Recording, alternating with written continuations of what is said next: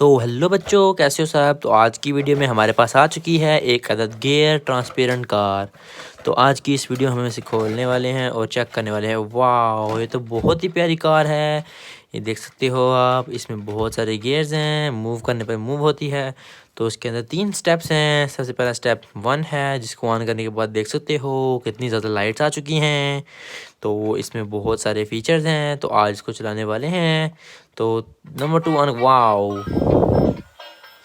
तो बच्चों ये बहुत ही खूबसूरत कार है।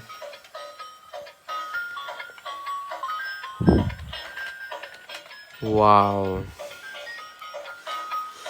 तो बच तो बच्चों वीडियो पसंद आए तो वीडियो को लाइक करें, चैनल को सब्सक्राइब करें। अल्लाह हाफिज़।